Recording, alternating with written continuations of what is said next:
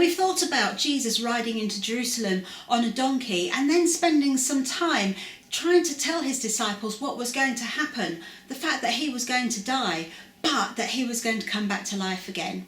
Well, during that week, Jesus spent a lot of time with his disciples and people who loved him, teaching them, helping them, just spending time with them and trying to prepare them for what was ahead. And then on the Thursday, they were all gathered together to celebrate the Passover meal. This was a very important festival for the Jewish people, a time when they remembered how the angel of death passed over all their houses when they were slaves in Egypt and enabled them to escape with Moses and to reach their land that God had promised them. So the disciples and Jesus were all gathered together to celebrate this Passover meal. It became the Last Supper that Jesus had with his disciples before he died. And he taught them many, many things. Well, before we hear the story though, I have to say I came in this morning and look what I found on my chair. Ooh, dirty socks. I don't know whose they are, but they smell a lot. I think I'm going to have to throw those away. I don't want to be washing them. Washing other people's dirty things is not a very pleasant thing to do, is it? But it has to be done. And at the Last Supper, Jesus taught his disciples that even though he was a king, he was also a servant, and he was willing to do the dirty jobs to serve others. I've asked Katie to read the next bit of the story. Hello everyone, we've got another story, and this one is called Looking After Others. The day for the Passover supper had come. Jesus arrived with his disciples at the upstairs room in the Jerusalem house. Everyone was hot and dusty after trudging through the busy streets. As the 12 argued and grumbled and laughed among themselves, Jesus looked at them with great affection. He knew them through and through, with all their faults, and he loved them dearly. He knew that even now Judas was looking for an opportunity to betray him to his enemies, but Jesus loved him still. The disciples were looking around, anxious because there was no servant to wash their feet. The least important servant in a household had the job of washing the dust and sweat from the feet of guests who had walked dusty roads in open sandals.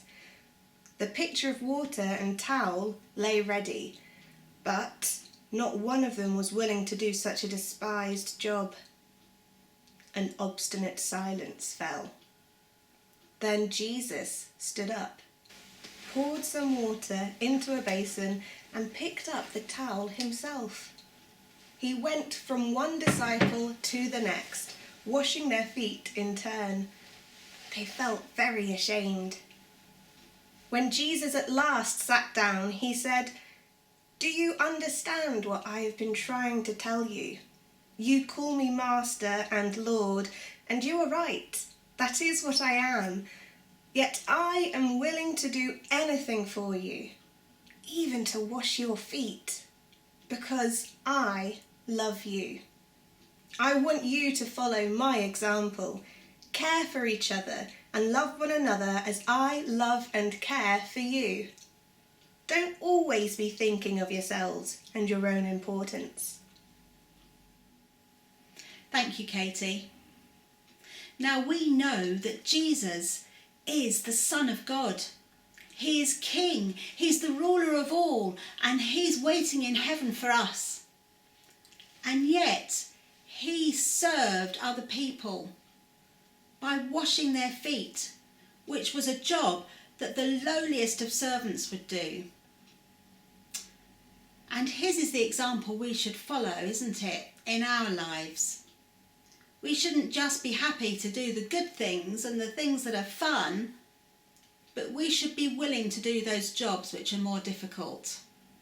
Perhaps I'd better wash those socks after all. Anyway, I'm going to say our prayer now. And if you want to join in, you can follow on the sheets or just say Amen at the end. Dear God, thank you that your Son Jesus came and lived on the earth as an example for us to follow. Help us to love and serve others as your Son loved and served the world. Help us to share your love with the world by serving those we meet. May the way we love others speak of your love in this world. Amen.